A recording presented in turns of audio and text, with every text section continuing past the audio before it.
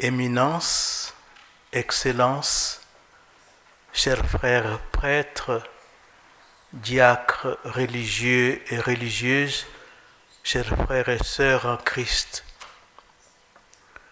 j'éprouve une grande joie d'être présent dans cette prestigieuse Université Saint-Paul de Madrid pour participer au 21e Congresso Católicos y Vida Pública, auquel vous avez eu la bonté de m'inviter pour vous parler de l'importance de l'éducation dans la mission de l'Église aujourd'hui. Je voudrais exprimer ma profonde gratitude à son Excellence M.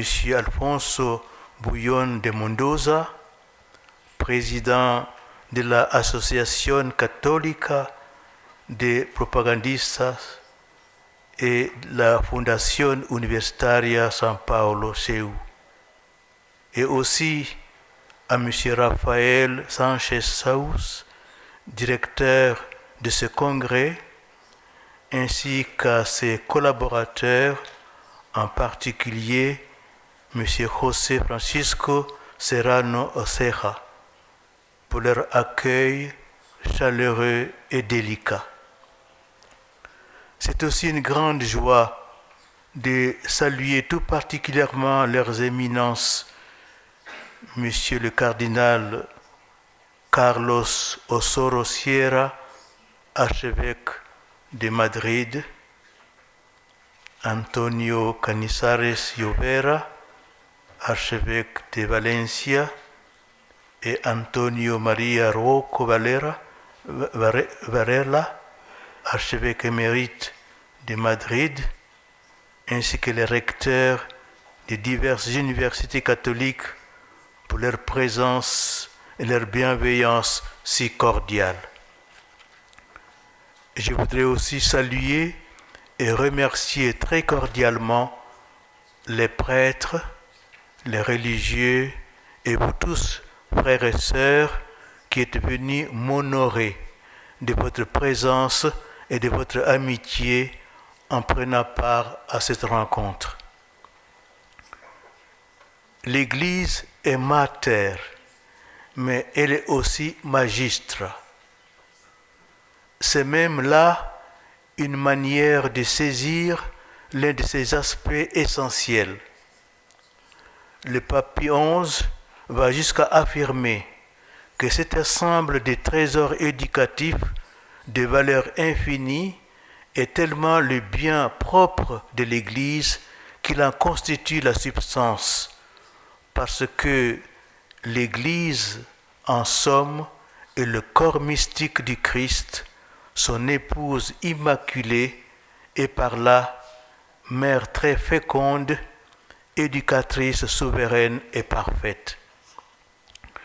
Je saute la belle mais longue citation où saint Augustin contemple l'Église en sa vocation de mère, d'éducatrice et d'unificatrice des hommes dans une véritable fraternité, et reprend mon discours à la page 3, à la ligne 3.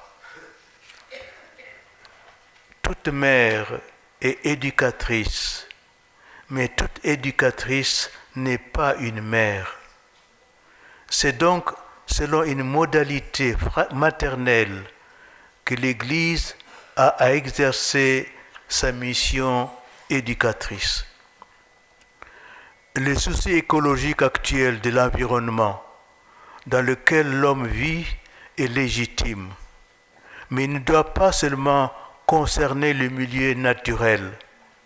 Il doit également porter sur l'environnement social et culturel dans lequel les enfants sont éduqués. Dès l'Antiquité, Aristote notait l'importance des dispositions de la vie commune dans l'acquisition des vertus et des vices. Plus près de nous, Montesquieu affirmait « Plus d'États ont péri de la corruption des mœurs que de la violence des lois ». La pollution est certes dans l'air que l'on respire, mais elle est aussi dans l'ambiance culturelle. Elle est aussi dans ce que l'on offre à voir et à entendre aux enfants. Elle est aussi dans l'injonction scolaire et parfois parentale qui dispose les enfants à marcher non pas sur le chemin de la réalisation de leurs capacités et de leurs dons naturels et surnaturels, mais à être bloqués dans des impasses qui les aliènent douloureusement. Quelle est la responsabilité de l'Église dans ce contexte? Quelle est la responsabilité de chaque baptisé, évêque, prêtre, parent, éducateur et enseignant? Dans les dernières décennies, certains dans l'Église ont déserté le terrain de l'éducation, influencés et impressionnés qu'ils étaient par la crise de la transmission et par la révolution culturelle qu'a connue nombre de nos pays. Aujourd'hui, certains voudraient que l'Église se concentre exclusivement sur l'exercice de la miséricorde, sur le travail de la réduction, voire même de l'éradication de la pauvreté, sur l'accueil des migrants, sur l'accueil et l'accompagnement des blessés de la vie. Il est certes nécessaire de s'investir dans la solution des problèmes sociaux, mais il faut aussi, et peut-être même surtout, travailler en amont pour éviter que tant et tant d'hommes et de femmes soient blessés dans leur corps, leur âme, leur intelligence et leur affectivité. L'éducation n'est-elle pas la meilleure des préventions? Elle est bien l'exercice de la justice et de la miséricorde. Parmi les 7 œuvres de miséricorde spirituelle, la tradition mentionne conseiller ceux qui sont dans le doute, enseigner les ignorants, avertir les pécheurs. Ne sont-ce pas là des tâches que tout parent et tout pasteur se reconnaît? Il convient donc de comprendre en quoi l'éducation est au cœur de la mission de l'Église, pour saisir ensuite les enjeux anthropologiques majeurs et inédits auxquels tout éducateur est aujourd'hui confronté. Enfin, nous devrons envisager que l'éducation aux vertus intellectuelles et morales est le chemin d'une véritable réalisation de l'homme. Premier point, l'éducation est au cœur de la mission de l'Église. L'un des grands problèmes de notre temps, qui n'est pas nouveau, mais qui est perçu de nos jours avec une acuité exceptionnelle, c'est pour tout homme un insondable besoin d'être compris, un besoin inépuisable d'être aimé. Personne ne peut vivre sans aimer, sans désir viscéral d'être aimé. La famille est la première cellule à pouvoir fournir cette fantastique charge affective sans laquelle les hommes atteints par la maladie de notre temps sont asphyxiés. Mais cela suppose que la famille continue à subsister. Elle est malheureusement aujourd'hui déconstruite, démolie, démantelée. Fréquemment de nos jours, elle demande à être suppléée par l'école. De toute façon, l'influence éducatrice des parents a besoin d'être complétée, prolongée et amplifiée par celle des enseignants. Il faudrait mieux dire par celle des instituteurs et des professeurs, car leur mission n'est pas seulement d'enseigner. Les instituteurs et les professeurs ont pour tâche d'éduquer. Et éduquer, selon l'étymologie du verbe latin educere, signifie élever, tirer par en haut, affiner. Aujourd'hui, par une fraude de langage, le mot éducation recouvre surtout ce qui est instruction, enseignement. Les investissements éducatifs englobent les moyens audiovisuels, les ordinateurs et autres machines à enseigner. Mais les éducateurs n'ont pas seulement une fonction de communication ou de transmission de la science. Martin Heidegger les a appelés les bergers de l'être. Ils sont en réalité des délégués aux valeurs permanentes. Or, voici que l'école et l'université traversent une crise très profonde, celle d'une société laïciste, sécularisée, sans Dieu, une société civile qui, comme dit le pape Benoît XVI, est religieuse et qui ne tolère plus aucune référence à Dieu dans sa constitution. Une société qui a fait le choix d'un athéisme radical qui combat avec virulence les valeurs de la culture judéo-chrétienne. L'enseignant s'ingénue à ignorer les questions fondamentales des hommes, la laïcité ayant engendré une ambiance de neutralité et d'indifférence vis-à-vis des dieux, de la religion et de la morale. Beaucoup de collégiens et de lycéens sont aujourd'hui déboussolés par leur école. Au milieu de la confusion des idées, des idéologies, de l'encombrement des informations et des impressions qui les assaillent de toutes parts, comment peuvent-ils réaliser une certaine unité, une certaine structure humaine solide en eux? Comment rendre leurs capacités humaines solidaires les unes des autres? Ainsi en viennent-ils à tout critiquer, à tout rejeter. Beaucoup de jeunes refusent tout héritage et tout modèle. Ils contestent l'autorité d'une morale qui leur donne l'impression de n'être plus leur contemporaine.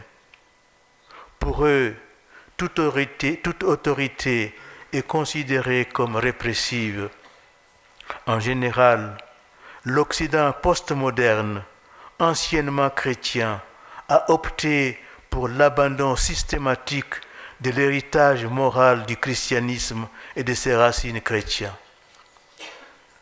L'éducation et les structures scolaires baignent dans cette atmosphère athée ou d'indifférence aux questions religieuses et morales et de refus de la transcendance, de l'absolu et de Dieu. C'est dans ce cadre laïciste que l'université est chargée de préparer des cadres, des savants, les médecins, les administrateurs, les journalistes du monde de demain. Elle a pour mission de former des hommes qui occuperont les postes clés dans la société. Or, quand on voit le climat qui règne actuellement dans la masse des étudiants, un climat infecté par l'idéologie du genre, l'idéologie prométhéenne du transhumanisme, avec la prétention de l'homme de prendre la place de Dieu, on doit pouvoir mesurer la gravité de la crise. Mais si l'école connaît aujourd'hui une telle crise de crédibilité, c'est d'abord en partie parce que la jeunesse a désormais une école parallèle à sa disposition, qui exerce sur elle une influence souvent plus vivante et plus forte. La pluralité des sources d'information qui chaque jour sollicitent les jeunes est maintenant prodigieuse. Par exemple, la télévision qui présente des débats littéraires ou scientifiques, des films, des récits de voyages, etc. La grande école des masses médias est une sérieuse et puissante concurrente pour l'institution scolaire. Celle-ci, surtout l'enseignement secondaire et l'enseignement supérieur, est atteinte d'une grave maladie et la bonne volonté d'un grand nombre ne suffit pas pour le moment à y porter remède. Supposons un aquarium où il y a des poissons. Régulièrement, on leur donne de la nourriture toute fraîche, mais l'eau de l'aquarium est souillée et malsaine. Comme elle pénètre dans le corps des poissons, ceux-ci, malgré la bonne nourriture qu'on leur donne régulièrement, se trouvent peu à peu empoisonnés et meurent. Quelque chose de semblable se passe dans les écoles et les universités. Puisqu'on puisse y reconnaître les étudiants bien disposés et les maîtres dévoués, il doit y avoir une atmosphère, il doit y avoir dans l'atmosphère des substances qui se révèlent toxiques pour la santé du jugement des élèves ou des étudiants. C'est dans ce contexte de sécularisation très avancée, voire complète, que nous venons de décrire que se situe l'Église et son annonce de l'Évangile dans le cadre de l'enseignement catholique. Au cours du XXe siècle, le magistère de l'Église s'est à plusieurs reprises prononcé en faveur de l'éducation catholique dans les écoles. Et cela non seulement à cause des attaques répétées dont elle a souffert au siècle précédent, mais surtout parce que les pontifes romains ont vu clairement que la tendance d'un contrôle absolu de l'éducation de la part des États pourrait se transformer en un outil idéologique qui serait une menace pour la liberté de l'Église et de la société. C'est ainsi qu'en 1929, en plein essor des totalitarismes en Europe, le pape Pie XI affronta le sujet en des termes qui pourraient répondre parfaitement aux défis actuels. Tout d'abord, il signale que l'éducation est nécessairement œuvre de l'homme en société, non de l'homme isolé.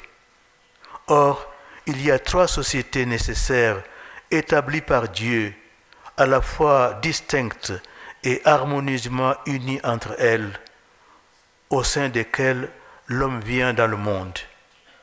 Des sociétés sont d'ordre naturel, la famille et la société civile. La 3e société, l'Église, est d'ordre surnaturel. Les 3 sociétés se coordonnent juridiquement en fonction de leurs fins propres. D'abord, la famille instituée immédiatement par Dieu en vue de la procréation et de l'éducation des enfants. Elle a pour cette raison une priorité de nature et par suite une priorité de droit par rapport à la société civile. Néanmoins, la famille est une société imparfaite parce qu'elle n'a pas en elle-même tous les moyens nécessaires pour atteindre sa perfection propre, tandis que la société civile a en elle-même tous les moyens nécessaires à sa fin propre, qui est le bien commun temporel. Et là donc, sur cet aspect, c'est-à-dire par rapport au bien commun temporel, la prééminence sur la famille, qui trouve précisément dans la société civile la perfection temporelle qui lui convient. La 3e société, l'Église, c'est une société d'ordre surnaturel et universel, société parfaite parce qu'elle a en elle-même tous les moyens requis pour sa fin, qui est le salut éternel des hommes. Elle a donc la suprématie dans son ordre. Pie XI affirme que l'Église réalise sa mission éducative dans tous les domaines et défend fermement que c'est un droit inaliénable de l'Église et en même temps un devoir dont on ne peut se dispenser de veiller sur l'éducation de ses fils, les fidèles, en quelque institution que ce soit, publique ou privée, non seulement pour ce qui regarde l'enseignement religieux qu'on y donne, mais aussi pour toute autre matière ou organisation d'enseignement, dans la mesure où ils ont un rapport à la religion et à la morale. Poursuivant l'enseignement magistériel du pape Pie XI, le Concile Vatican II a rappelé en termes solennels que l'éducation de tous les hommes et de tout homme est au cœur de la mission de l'Église. Pour s'acquitter de la mission que lui a confiée le Seigneur qui l'a fondée, d'annoncer à tous les hommes le mystère du salut et de tout édifier dans le Christ, notre Sainte Mère, l'Église, doit prendre soin de la totalité de la vie de l'homme, y compris ses préoccupations terrestres, dans la mesure où elles sont liées à sa vocation surnaturelle. Elle a donc un rôle à jouer dans le progrès et le développement de l'éducation, dans le préambule de la Declaratio Gravissimum Educationis Momentum. Et au troisième numéro de cette même déclaration, le Concile réaffirme que la famille est la première responsable de l'éducation des enfants. Les parents, parce qu'ils ont donné la vie à leurs enfants, ont la très grave obligation de les élever et à ce titre doivent être reconnus comme leurs premiers et principaux éducateurs. Le rôle éducatif des parents est d'une telle importance qu'en cas de défaillance de leur part, il peut difficilement être suppléé. C'est aux parents, en effet, de créer une atmosphère familiale animée par l'amour et le respect envers Dieu et les hommes, telle qu'elle favorise l'éducation totale, personnelle et sociale de leurs enfants. La famille est donc la première école des vertus sociales nécessaires à toute société. L'éducation est intrinsèquement liée à l'évangélisation. Une annonce de l'évangile qui négligerait la dimension humaine ne serait pas fidèle à la logique du Verbe incarné. L'Église a toujours voulu que ceux qu'elle baptise soient accompagnés dans leur croissance humaine. Le culte et la culture sont intimement liés, car honorer Dieu exige et implique de prendre soin des hommes. Ce qui se joue dans l'éducation est donc l'un des nœuds de la vie chrétienne. La rencontre entre la grâce divine et la nature humaine. La grâce ne détruit pas la nature, mais la guérit et l'élève, dit saint Thomas d'Aquin. Comme le dit admirablement le poète français Charles Péguy, car le surnaturel est lui-même charnel, et l'arbre de la grâce est enraciné profond, et plonge dans le sol et cherche jusqu'au fond, et l'arbre de la race est lui-même éternel. Cette logique de l'incarnation irrigue le génie de l'humanisme catholique. Celui-ci refuse et le surnaturel laïciste celui-ci refuse et le naturel laïciste et le surnaturel dévot. Le naturel aboutit toujours à la négation de la nature humaine et à des pratiques aliénantes. Nous allons y revenir là-dessus. Le surnaturalisme désigne cette fuite en dehors du monde humain, tel qu'il a été voulu et créé par Dieu. Ce refus gnostique de la condition humaine a d'ailleurs été dans l'histoire le meilleur terreau du naturalisme. L'Église, Mater et Magistra, doit donc être fidèle aux principes chalcédoniens pour penser le dénature du Christ humaine et divine, union sans confusion ni séparation. Voilà la clé d'une juste attitude éducative de tout baptisé.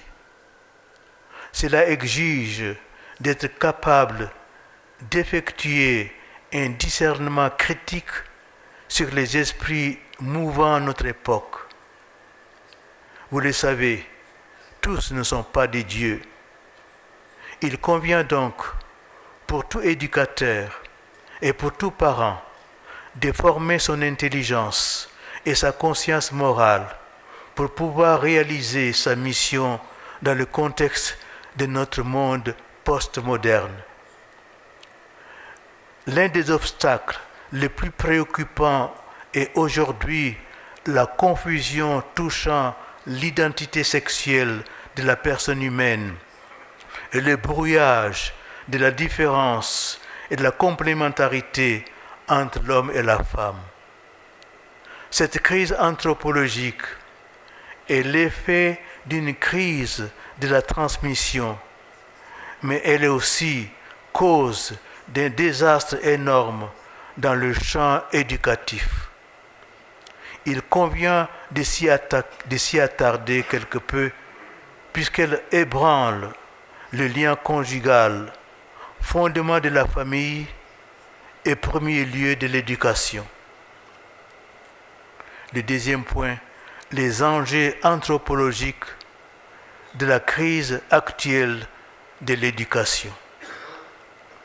La déconstruction de l'identité sexuelle, que l'on nomme souvent théorie du genre, contre laquelle le pape François a des paroles très dures et une attitude d'intolérance absolue, peut être appréhendée comme la conséquence anthropologique d'une mutation pratique. Le premier chaînon du processus a concerné la femme. En effet, la mentalité contraceptive qui s'est fortement déployée depuis les années 50 a rendu possible une déconnexion profonde entre la femme et son corps. Déconnexion qui de proche en proche a changé radicalement la manière de comprendre la sexualité humaine, le mariage, la filiation et donc bien sûr l'éducation. Faut-il rappeler ici la phrase de Simone de Beauvoir qui a fait le tour du monde? On ne naît pas femme, on le devient. La théorie du genre s'y est amplement référée. Ajoutons que pour de Beauvoir, la famille, le mariage et la maternité sont à la source de l'oppression et la dépendance féminine. La pilule en aurait délivré les femmes en leur donnant la maîtrise de leur corps et la possibilité d'en disposer librement. Selon le slogan féministe « Mon corps m'appartient », se cache en réalité une aliénation profonde du sujet incarné. En effet, derrière cette revendication de liberté se situe une instrumentalisation de son propre corps comme un matériau à disposition des désirs les plus indéterminés. La mentalité contraceptive a engendré un dualisme entre la liberté individuelle vue comme illimitée et toute puissante d'une part et le corps instrument des jouissances d'autre part. Dans une telle perspective, le corps sexué ne peut plus être vécu comme signe et instrument du don de soi finalisé dans la communion des époux. Le lien intrinsèque entre les deux significations de l'acte conjugal, la dimension procréative et la dimension unitive est rompu. Ce lien devient alors facultatif et logiquement, la sexualité finit par être considérée seulement dans sa dimension relationnelle et jouissive. Les effets déstabilisateurs d'une telle mentalité ne se sont pas fait attendre. En l'espace de quelques années, cette déconnexion a engendré simultanément la technisation de la procréation, le PMA, la procréation médicalement assistée, et la légalisation sociale de l'homosexualité. En effet, si la sexualité n'est plus perçue dans la lumière du don de la vie, comment encore considérer l'homosexualité comme une perversion, un désordre objectif et grave? Mais va de pair avec ces mutations majeures une redéfinition de l'identité sexuelle en considérant celle-ci comme purement construite. Si le lien intrinsèque entre les deux significations de l'acte conjugal est nié, la différence des sexes perd le fondement premier de son intelligibilité. Dès lors, le corps sexué est nié dans sa naturalité pour être considéré comme un simple matériau que la conscience individuelle peut façonner à son gré. Au nom de la lutte contre les discriminations dont seraient victimes les minorités sexuelles, les agents de la subversion anthropologique prennent en otage dans leurs revendications les pouvoirs publics et les législateurs. Au nom de l'égalité et de la liberté, ils exigent que tout discours social, spécialement dans les écoles et dans les médias, soit respectueux de l'indétermination sexuelle des individus et du libre choix de leur identité. Chacun alors peut affirmer qui il est par autodésignation. Et suivent les numéros 60 et 61 pour confirmer mon propos, mais vous les lirez tranquillement. Ainsi, il s'agit plus de réclamer une tolérance. Il s'agit d'imposer une nouvelle conception de l'être humain sous couvert de liberté. Cette destruction mise au service d'un constructivisme radical peut être comparée aux tentatives totalitaire de produire un homme nouveau que le siècle dernier a connu. Ces victimes innocentes sont principalement des enfants dont les parents, perméables aux slogans libertaires et envoûtés par les sirènes contemporaines, ne prennent pas en charge la croissance humaine et la formation de leur affectivité sexuée.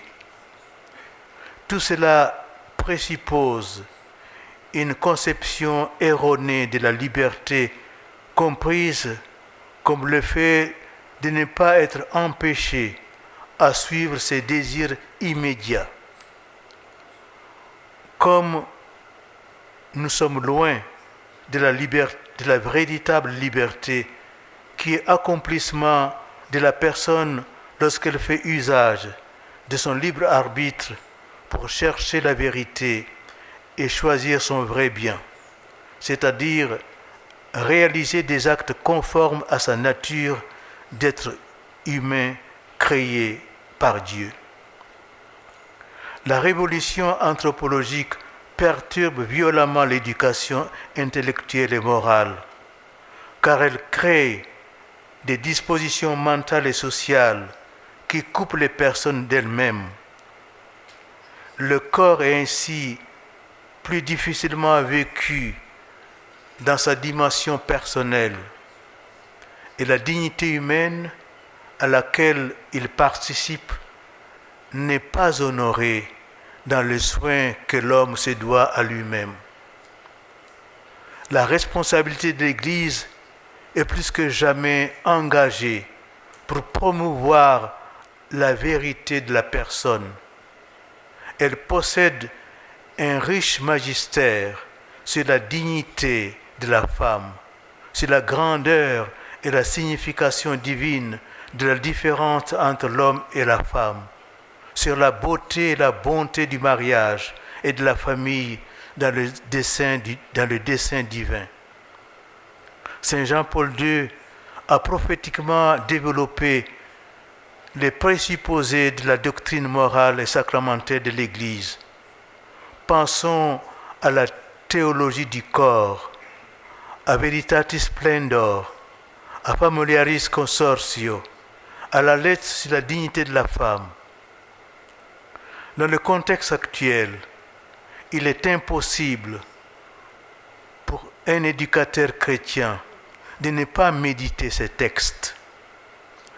Ils sont pour lui des précieux médiateurs pour mieux laisser son intelligence et son cœur être façonnés par la volonté éducatrice et salvatrice de Dieu. La dignité de la personne humaine vient de sa capacité à être sujet libre de ses propres actes, c'est-à-dire de sa capacité de se déterminer elle-même en se conformant librement à la vérité de sa conscience, que sa conscience lui dicte. Comme le dit la constitution pastorale Gaudium et Spes sur l'Église dans le monde de ces temps, quand le Seigneur Jésus prie le Père pour que tous soient un, comme nous sommes un, il ouvre des perspectives inaccessibles à la raison et il nous suggère qu'il y a une certaine ressemblance entre l'union des personnes divines et celle des fils de Dieu dans la vérité et dans l'amour. Cette ressemblance montre que l'homme, seule créature sur terre que Dieu a voulu pour elle-même, ne peut pleinement se trouver que dans le don désintéressé de lui-même. La dignité de l'être humain est donc fondée sur sa finalité, qui est la communion interpersonnelle et utilement avec et en Dieu. Celle-ci ne peut advenir que par un don de soi, donc un don pleinement libre. Voilà la finalité que doit mesurer tout le travail d'un éducateur pleinement conscient de sa responsabilité. L'éducation présuppose une sainte conception de l'être humain, mais celle-ci ne suffit pas à éduquer. En effet, l'éducation est une tâche éminemment pratique, et la pratique ne consiste pas à appliquer de manière automatique une doctrine, fût-elle vraie. L'axe central de toute éducation est que l'éduqué acquiert des vertus morales et intellectuelles lui permettant de réaliser son vrai bien. Dernier point, éducation aux vertus intellectuelles et morales, la subjectivisation adéquate. Si le but de l'éducateur est de permettre à l'enfant de choisir et de réaliser son vrai bien, il y a deux écueils à éviter, le laxisme et le paternalisme. Dans le premier, l'éducateur veut tellement respecter la liberté de l'enfant qu'il finit par ne plus l'éduquer, mais juste l'accompagner et cheminer avec lui dans la découverte et la réalisation plus ou moins anarchique de ses propres désirs. Cette éducation rousseauiste repose sur une vision naïve et fausse de l'être humain, selon laquelle celui-ci ne serait pas blessé par les conséquences du péché originel. L'enfant est alors laissé seul devant les influences souvent délétères de la société qui rentrent en résonance avec ses propres blessures et faiblesses. L'éducateur n'assume pas sa mission de protecteur et de tuteur. L'autre extrême est lorsque l'éducateur, soucieux du vrai bien de l'enfant, oublie que le but de l'éducation est que l'enfant, une fois devenu adulte, fasse lui-même le choix de son propre bien. Il s'agit d'un but éminemment pratique qui doit être atteint dans les aléas des circonstances et des conditionnements. Or, cette attitude que l'on pourrait nommer paternalisme ne perçoit pas que l'éducation ne consiste pas à façonner un enfant comme un artiste façonne une œuvre. La sculpture n'est pas une personne humaine. Elle est le résultat du travail de l'artiste qui impose une forme à un matériau. L'enfant à éduquer n'est pas un matériau indéterminé qui serait malléable à tel ou tel projet porté par l'éducateur.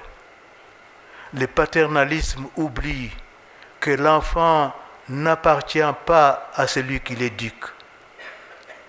Les parents reçoivent leur enfant de Dieu et tout autre éducateur reçoit l'enfant de ses parents et ultimement de Dieu. Voici celui auquel tout éducateur devra répondre de ses attitudes et de ses choix.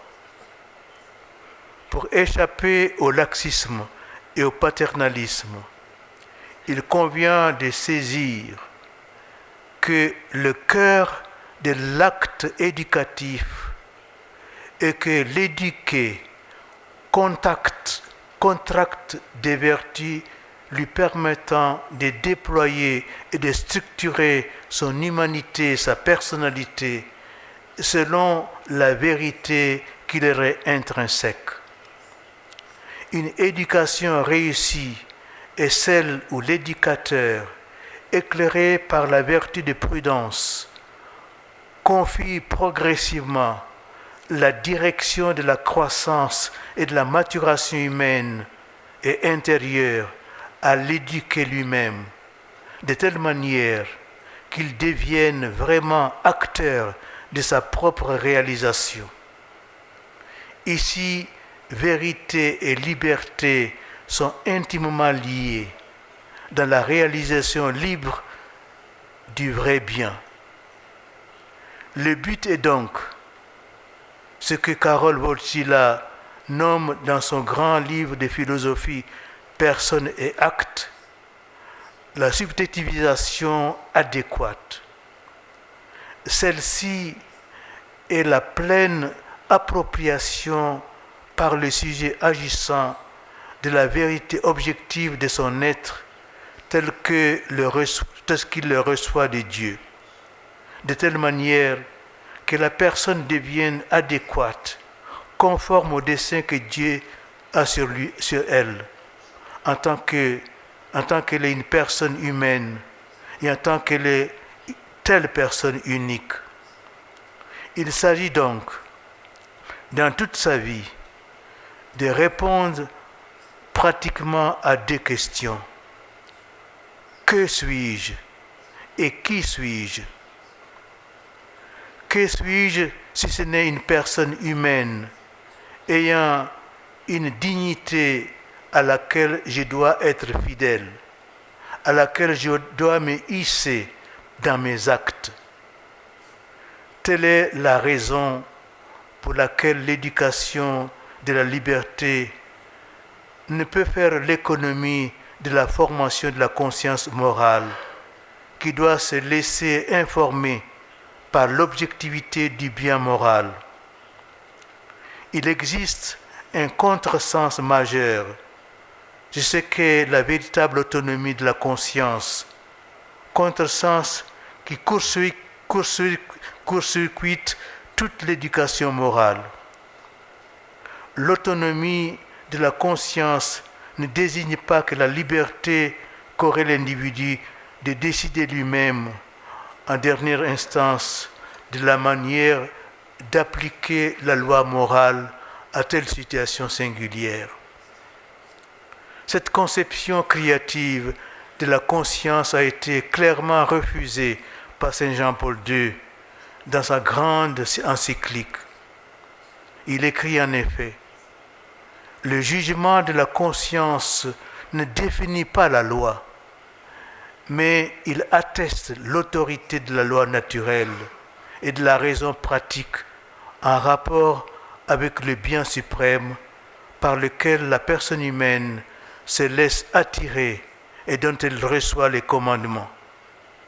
La conscience n'est donc pas une source autonome et exclusive pour décider ce qui est bon et ce qui est mauvais. Au contraire, elle est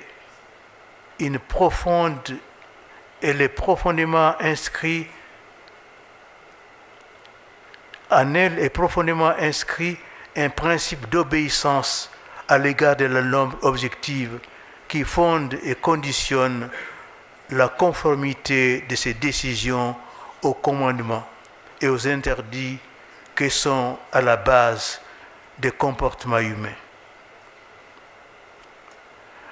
La vérité autonome désigne le fait qu'elle se doit d'être le témoin de la vérité sur le bien humain intégral, dont le fondement ultime est Dieu. Autonomie signifie ainsi irréductibilité à toute influence culturelle ou sociale pouvant déformer la perception du bien. Qui ne voit que l'éducation de la conscience est ainsi ordonnée à préserver cette lumière et à la répandre sur les différentes situations qu'un enfant puis un jeune rencontre dans sa vie la plus concrète. La conscience morale est au plus profond de l'être humain, cette médiation de l'absolu. Sa dignité consiste à lui être relatif, à se laisser informer par cette voix intérieure et à lui obéir dans les moindres de ses actes. La crise de l'éducation provenait évidemment de la continuelle remise en cause des valeurs fondamentales qui depuis des millénaires soutiennent, élèvent, éduquent et structurent intérieurement l'homme. Si les résultats n'ont pas été meilleurs, n'est-ce pas parce que dans le concret, les hommes n'ont pas eu le courage et l'énergie et la générosité nécessaires pour être fidèles à cette hiérarchie des valeurs. Qu'importe en définitive que les jeunes soient très instruits s'ils n'ont pas de raison de vivre. Qu'importe qu'ils soient informés de tout si leur jugement et leur conscience ne sont pas formés. S'ils ne savent pas discerner ce qui est sain pour l'homme de ce qui est malsain. S'ils n'ont pas appris à être pleinement des hommes libres, loyaux et consciencieux, à maîtriser leurs appétits, à renoncer à leur égoïsme, à réagir contre le mal du siècle, qui est la consommation effrénée de tous les désirs, de tout appétit, dans une liberté absolue et sans frein. L'éducateur doit veiller à ce que l'enfant entre dans un cercle vertueux par lequel ses inclinations naturelles au bien, au juste, au vrai soient actualisées. Ces inclinations naturelles forment le contenu de ce que l'on nomme la loi naturelle, expression dans laquelle naturel ne signifie pas infra-humain, mais bien au contraire, ce qui correspond à la vérité profonde de l'être humain en tant qu'humanité. Comme le dit Aristote, c'est en posant des actes justes que l'on devient juste. C'est en posant des actes courageux que l'on devient courageux. Les premiers actes justes ou courageux ne sont posés par l'enfant que parce qu'ils y sont incités par l'orientation de celui qui lui donne ses éducateurs. Qui ne voit que s'il est immergé dans des dispositions sociales opposées à ses inclinations proprement humaines, il sera incliné à poser des actes mauvais pour lui et pour autrui. L'éducateur a ce rôle ô combien noble et important d'être le médiateur entre la vérité de l'humain immanente à cet enfant et l'enfant lui-même comme être singulier. Il est celui par lequel l'attrait du bien, du juste, du vrai, du beau peut effectivement résonner dans la subjectivité de l'enfant afin qu'il en fasse sien. L'éducation n'est donc adéquate à sa mission que si elle porte sur cet enfant-là. L'éducateur n'éduque pas un enfant en soi. Il éduque celui qui lui a été confié par Dieu, afin qu'il devienne pleinement sujet de ses actes.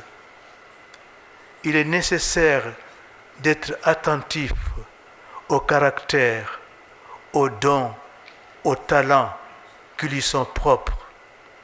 Bref, l'éducateur a à être au service de la vocation de cet enfant. Il est, à ce titre, le médiateur de Dieu lui-même. Non pas en général le seul, car l'enfant est immergé dans un contexte éducatif complexe et reçoit d'autres éducateurs. On sait à quel point il est parfois précieux pour des parents de s'en remettre à des tiers sous tel ou tel aspect de la croissance de leur enfant. Cette délégation à un tiers est toujours exercée sous leur responsabilité, car celle-ci est fondée ultimement sur le fait qu'ils devront répondre devant Dieu lui-même de la manière dont ils ont assumé leur mission. L'éducation véritable est donc toujours sur mesure, ce qui ne veut pas dire qu'elle est relativiste, bien au contraire. La mesure de l'acte éducatif est le vrai bien de cet enfant perçu dans sa double dimension humaine et personnelle. Mais tout éducateur doit se positionner comme un modèle et un exemple à imiter. Saint Paul, le grand pédagogue et éducateur, n'écrit-il pas aux Philippiens dans le souci d'éduquer leur conscience? Enfin, frères, tout ce qu'il y a de vrai, de noble, de juste, de pur, d'aimable, d'honorable, tout ce qu'on appelle vertu et qui mérite des éloges, voilà ce qui doit vous préoccuper. Ce que vous avez appris et reçu, ce que vous avez vu et entendu de moi, mettez-les en pratique. Par la profondeur de la personne dans son intelligence et son cœur, c'est la profondeur constitutive de l'humanité qui est touchée. Le sérieux de l'éducation commande la prise en considération de l'homme dans la totalité de sa droiture. C'est là que les vertus et l'Évangile prennent corps. Ce que les Philippiens ont appris, reçu, vu et entendu de Paul, ce n'est rien d'autre que la bonne nouvelle, dont les 4 verbes synthétisent parfaitement la réception par les biais de l'enseignement, de l'éducation, de la transmission et de l'expérience personnelle. Il est évident que cette éducation aux vertus intellectuelles et morales est rendue particulièrement délicate lorsque la société ne joue plus son rôle de cause dispositive. Comme nous l'avons vu tout à l'heure, la crise anthropologique et morale sans précédent que traverse notre époque exige de la part de l'Église un surcroît de responsabilité et un engagement à proposer son enseignement doctrinal et moral de façon claire, précise et ferme. En effet, pour former leur conscience, les chrétiens sont grandement aidés par l'Église et par son magistère, ainsi que l'affirme le Concile. Les fidèles du Christ, pour se former la conscience, doivent prendre en sérieuse considération la doctrine saine et certaine de l'Église. C'est par la volonté du Christ, en effet, l'Église catholique est maîtresse des vérités. Sa fonction est d'exprimer et d'enseigner authentiquement la vérité qu'est le Christ, en même temps que de déclarer et de confirmer en vertu de son autorité les principes de l'ordre moral découlant de la nature même de l'homme. L'autorité de l'Église qui se prononce sur des questions morales ne laisse donc pas en rien la liberté de conscience des chrétiens. D'une part, la liberté de conscience n'est jamais une liberté affranchie de la vérité, mais elle est toujours et seulement dans la vérité.